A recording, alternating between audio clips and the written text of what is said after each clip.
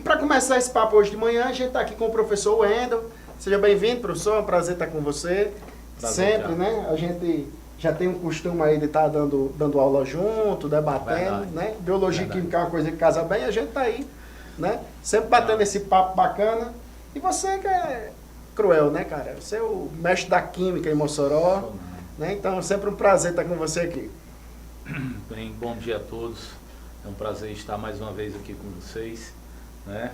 O Thiago aí fez o convite para a gente estar falando um pouquinho sobre, né, algumas novas descobertas. Na realidade, descobertas da humanidade em si, né, Thiago? Não é nem novas descobertas.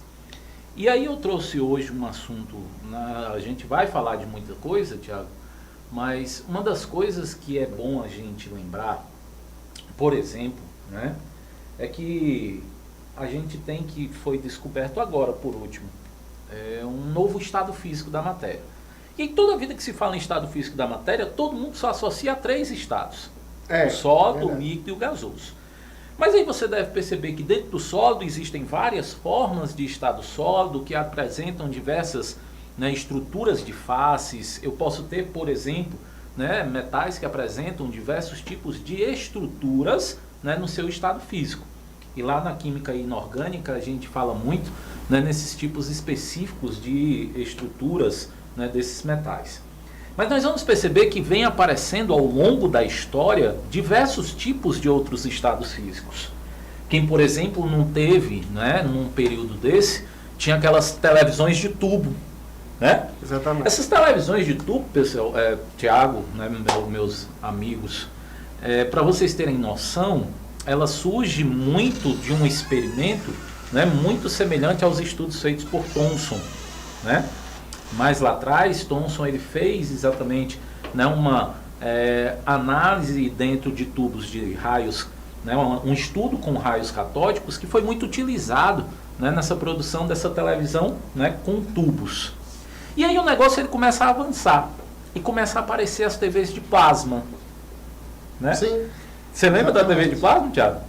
Você já teve uma TV de plasma? Lembra sim, veio, o plasma foi um negócio que mudou rapidamente, né? Porque veio plasma, LCD e LED, muito ligeiro, foram mudanças que Exato. teve gente que, na minha época não, né? Lá em casa, na verdade, foi um dia desse, TV de plasma, né? Lá em casa, na verdade, a gente nem teve TV de plasma porque era um pouco cara, né?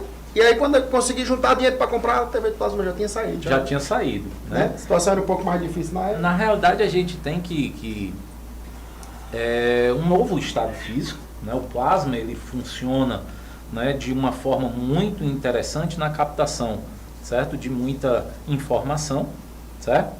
Mas aí nós vamos perceber que na Terra ele não tem uma produção, ele não é encontrado de forma natural. Ele é muito encontrado facilmente no universo.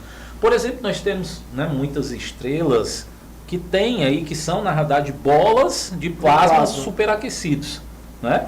Então nós temos que essas relações elas começaram a ser produzidas em laboratório e, né, ser reproduzido esse tipo de televisão. Né? O plasma, Wender, seria algo entre sólido e líquido? Na realidade é um estado acima do gás, tá certo? Nós temos que ele é superaquecido e nesse superaquecimento nós temos então a formação de um novo estado físico. Certo? Então são então, na verdade, estados em termos de temperatura, não está entre sólido e líquido, não. Não, está acima do gás. Está depois do gás. Exatamente. É como se as moléculas elas se colapsassem e formassem, né, essa nova estrutura. E nós temos que o avanço da história vem nos trazendo, por exemplo, né, a formação de um outro estado físico que foi o condensado de Bose-Einstein. Sim, então a gente Esse condensado estado. é exatamente o inverso do plasma. Eles baixaram a uma temperatura tão baixa que foi, né, por volta ali de 170 nanokelvins, que eles conseguiram quase chegar ao zero absoluto, né? E eles utilizaram aí, né, alguns experimentos feitos com aproximadamente 2.000 átomos de rubídio. Eles começaram fazendo esses procedimentos e chegaram exatamente a esses valores muito próximos do zero absoluto. Quem, né, conhece da física, o professor Valderi, que vai entrar logo depois, sabe que aí o zero absoluto, as moléculas, se a gente conseguisse chegar realmente ao zero absoluto, nós temos que as moléculas elas não teriam movimento nenhum, né? Então o que começa a acontecer? Nós temos que ele não chegou ao zero absoluto, mas as moléculas elas começam a parar e se juntar e formar, na realidade, um superátomo. Certo? Então nós temos que elas conseguiam formar esse superátomo, e é tanto que esse condensado ele foi também chamado de luz líquida. Certo? Porque aí no caso nós temos que se chamava, era dado exatamente como sendo um cristal perfeito. Mas nós temos que, além disso, existem vários outros estados físicos que vão surgindo. No caso, você teria mais moléculas agregadas e mais estado. moléculas agregadas. Eu não tinha nada separado. Elas começavam a se unir e formar um grande átomo. Mais partículas, né, agregadas. Exatamente. E aí nós temos muitos outros que vão surgindo. Semelhante ao condensado, nós temos o gás, né, fermiônico, ou condensado de Fermi.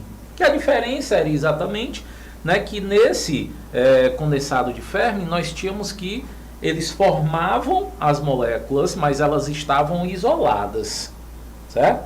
E nós tínhamos aí uma relação que foi sendo, né, utilizada. E na realidade, voltando para o condensado, nós temos que esse condensado de Bose-Einstein, para vocês terem noção, eles começam a ser utilizados como supercondutores, né, na utilização, por exemplo, daquela situação em que tentou se recriar, né, aquela história do Big Bang. Você lembra que... Né? Então nós temos que eles começaram a fazer exatamente essa utilização, e tem novos estudos. Por exemplo, o último estudo que foi feito em relação ao buraco negro, nós temos que uma das coisas que foram utilizadas foram exatamente, né, o condensado de Bose-Einstein. Você falando aí, eu lembro muito de quando eu estudava no ensino médio ainda, né? A parte de física moderna. Na minha época a gente estudava física moderna no ensino médio porque caía no vestibular da UFRN. Aí meu professor na época era Adriano Jorge. Um abraço aí para Adriano. Monstro. E aí ele fazia um comentário que era o seguinte, né? A física de Newton era coisas que os nossos olhos conseguiam ver no dia a dia, né? E aí os postulados de Einstein eram coisas muito grandes ou muito pequenas para que a gente percebesse no dia a dia, mas que fazia a gente entender o universo macro ou micro. E aí é muito parecido com isso que você está falando, né?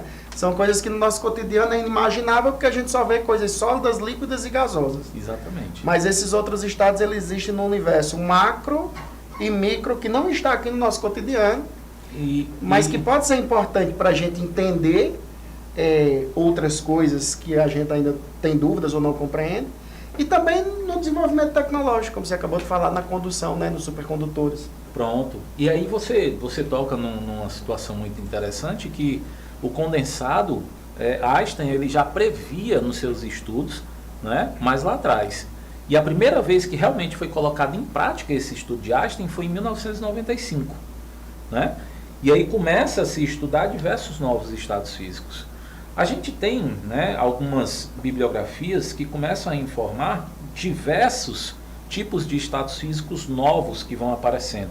Né? Nós temos aí que estados físicos encontrados em estrelas mortas, né, que é a matéria degenerada. Nós temos superfluidos que vão aparecendo. Nós temos diversos outros tipos de estados físicos que vão, né, começar a surgir. E na realidade surgiu agora, Tiago, né, e caros ouvintes, surgiu um novo estado que ele tem uma transição, é como se eu tivesse dois estados físicos ao mesmo tempo, sólido e líquido, certo? Que nós temos, que é o chamado cristal líquido, que ele foi descoberto agora no ano passado, 2019. Novinho, de repente aparece um texto novinho, aí, né? Aparece alguma coisa, pode ser que alguma coisa venha relacionada, né, a esses estados físicos no próximo Enem. E isso é muito importante, você pegar essas informações, né, mais quentes, essas informações que na realidade são avanços da história, né, que eles conseguiram reproduzir utilizando até memória artificial. Na realidade eles utilizaram, né, uma inteligência artificial. Eles recriaram como se fosse um tipo de cérebro humano, uma, né, situação que eles conseguiram fazer os estudos relacionados a isso. Para você ter noção aí de como vai aparecer, a gente tem que esse novo estado físico ele é derivado diretamente do potássio. O potássio ele tem uma estrutura, um metal de uma estrutura básica, só que quando ele é aquecido, aí ele forma, na realidade, 5 cilindros, e aí começa a formar tá certo? Um X. Esses cilindros começam a formar um X. E aí ele forma também algumas outras cadeias, certo? Que aí quando superaquecido, esses cilindros eles começam a ser desfeitos. Mas as cadeias elas ficam fortificadas. E os cientistas até falam que é mais ou menos assim. É como se a gente estivesse segurando uma esponja, certo? E dessa esponja começa a pingar água. Só que a esponja é feita de água. Você está entendendo como é que é a situação? Eu tenho dois estados físicos para uma mesma, né, uma mesma substância. É como se uma gelatina começasse a desmanchar. Desmanchar, mas ainda tem gelatina. Ainda tem gelatina. Tá entendendo? E não é uma mistura, porque na verdade os dois são a mesma coisa. É. Não são duas coisas diferentes misturadas. Exatamente. Só que o problema aí é que eles descobriram que, né, isso estava sendo muito encontrado no manto terrestre, né? E eles estavam misturados, eles conseguiram isolar, certo? Mas aí eles tinham que trabalhar em condições bem extremas. Eles começaram a perceber que eles precisavam de condições, por exemplo, de pressão de 20 mil a 40 mil vezes maior do que a pressão atmosférica para poder trabalhar. E temperaturas que chegavam aí aproximadamente a 127, entre 127 e 527 graus Celsius. Entendi. Que no centro da Terra, no interior da Terra é algo que acontece, mas na superfície... É bem complicado, né? Mas eles conseguiram reproduzir isso em laboratório, né? Então são essas novas descobertas, são essa nova ciência que é importante a gente lembrar que o Enem ele cobra muito. E às vezes não cai uma questão detalhada fazendo esse tipo de pergunta, mas ele traz é muito comum a questão trazer um texto, né? E a partir desse texto sair uma interpretação a partir desse texto. E o que é que acontece? Se você já tem uma noção do conteúdo, você consegue interpretar e responder rapidamente. Se você já tem uma noção da notícia, da matéria, você consegue responder essa questão com relativa facilidade, porque via de regra ela é de interpretação. Mas se você não tem, você vai ler esse texto 3, 4 vezes, perde um tempo absurdo e se brincar ainda erra, né? E na realidade, Thiago, a gente tem percebido muito que muitas notícias na área científica, elas têm aparecido, mas têm sido cobradas, por exemplo, lá na geografia, têm sido cobradas diretamente, um assunto que especificamente ele vem da química, mas na biologia ele é abordado, né?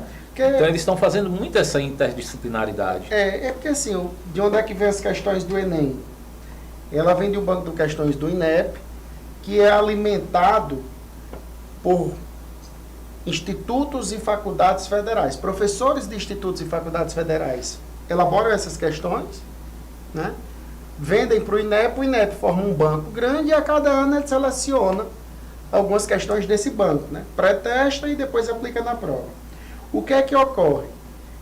Eu, por exemplo, gosto de elaborar questões. Quando o professor vai elaborar questões, via de regra, o que é que ele vai fazer? Se a questão é no perfil Enem. Ele vai procurar matérias que ele acha interessante, pega um texto de uma revista científica, de um jornal, né? Alguma matéria, ele retira um trecho e em cima daquele texto ele elabora o comando e as alternativas, né? Com certeza. Então, essas notícias que são relevantes, que são recentes, que são descobertas da ciência, elas podem estar virando questão por isso, porque, via de regra, é dessa forma que um professor elabora a questão. Com certeza. Né? Seja um professor do Instituto Federal, de uma Universidade Federal ou de uma instituição privada. Se for uma questão no perfil Enem, ele precisa ter um texto, uma imagem, uma tabela que venha de base.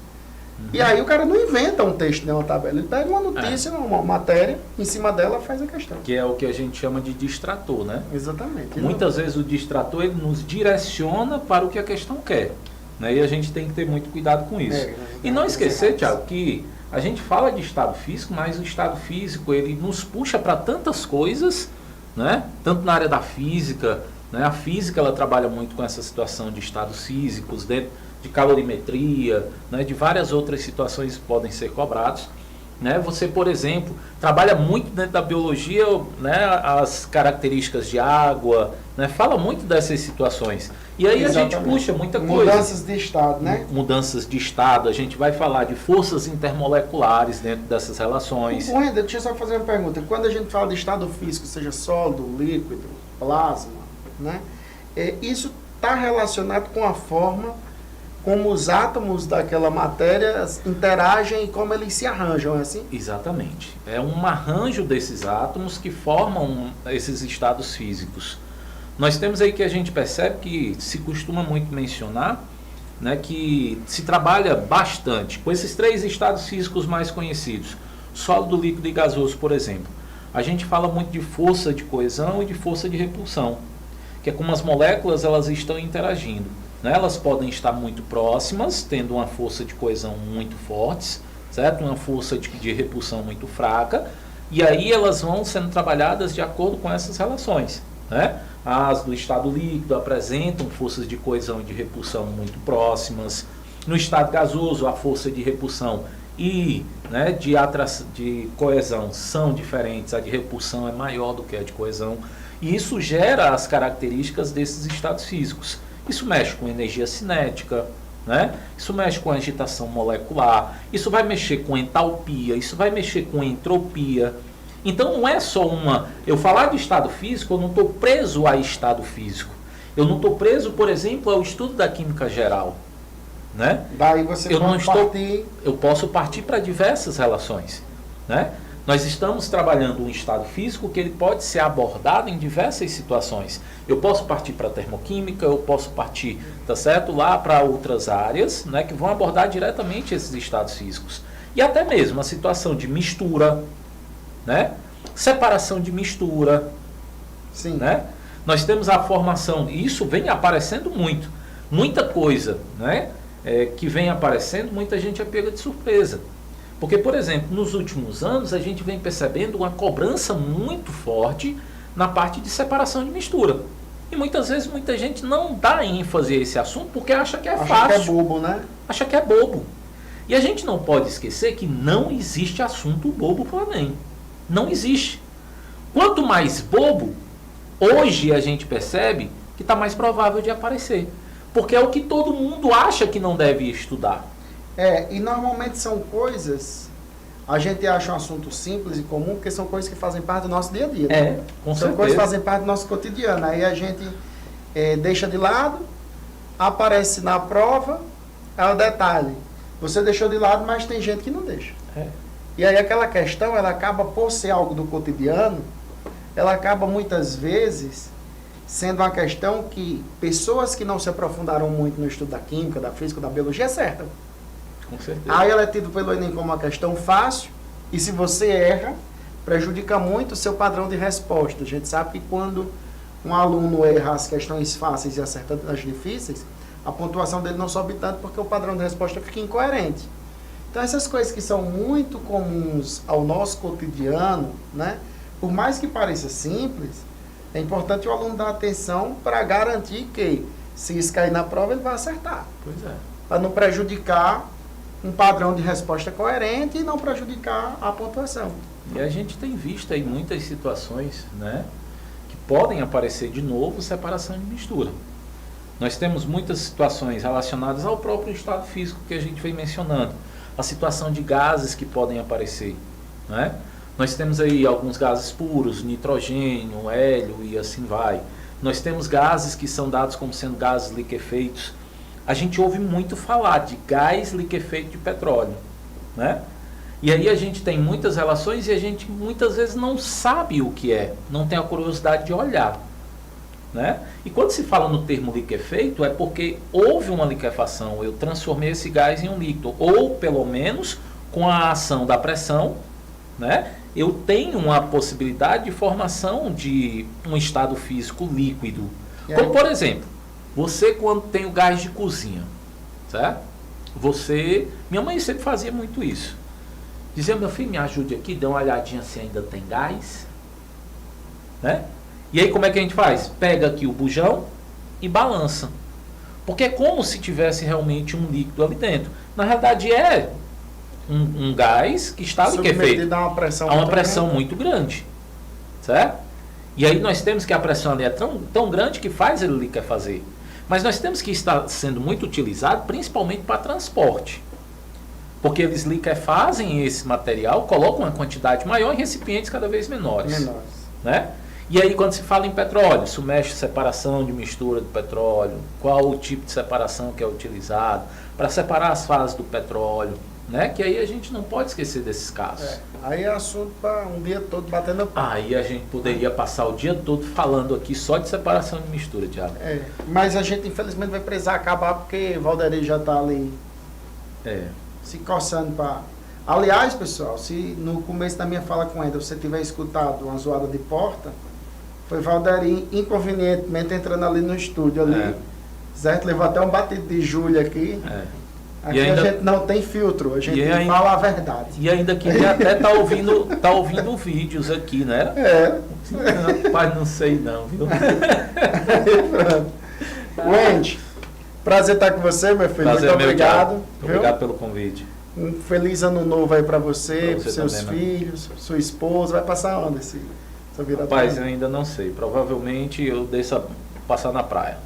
Deus quiser. Pensei que você ia pro sítio do sogro. Não, o sítio do sogro eu já passei o final de semana agora e entendi. A gente não para, né, Thiago? Esse período a gente ainda continua com aula. O nosso Natal e Ano Novo é 3 dias, né? É 3 dias e aí volta tudo de novo, né? Mas graças a Deus estamos aqui. É isso aí. Temos que agradecer exatamente isso, né? Estamos aqui com saúde para prosseguir.